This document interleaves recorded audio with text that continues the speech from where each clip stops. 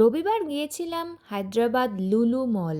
আর সেখানেই আইসক্রিম প্রেমী মহারাজ আমাকে এক অদ্ভুত ধরনের আইসক্রিম খাওয়ালো, যা আগে আমি কোনোদিনও খাইনি।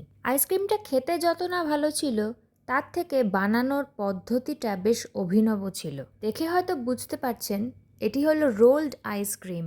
টেস্ট খুব একটা সেরকম আহামরি ভালো না হলেও পদ্ধতিটা দেখে বেশ মজা লাগলো। আমরা নিয়ে নিয়েছিলাম কিটক্যাট রোলড আইসক্রিম। তাই প্রথমে কিটক্যাটগুলো ক্রাশ করে নেওয়া হচ্ছে ভালো করে, আর তারপরে অ্যাড করা হচ্ছে দুধ আর লিকুইড চকলেট, যেটা ভালো করে মিক্স করে নেওয়া হবে এইভাবে প্লেটে। এই মিক্সিং প্রসেসটা বেশ কিছুক্ষণ ধরে চলে।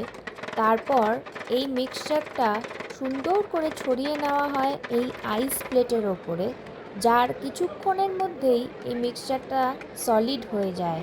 মিক্সচারটাকে সমানভাবে পাততে বেশ অনেকক্ষণ সময় আর ধৈর্যের দরকার হয়। একটুখানি জমে গেলেই তারপর 4 ভাগে কেটে নিয়ে রোল করে নিলেই ব্যাস তৈরি রোলড আইসক্রিম। আপনারা কি কোনোদিন খেয়েছেন এ ধরনের আইসক্রিম? খেয়ে থাকলে আপনাদের অভিজ্ঞতা জানাবেন।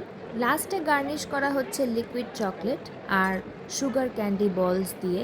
এই আইসক্রিমটার প্রাইস ছিল 160 টাকা।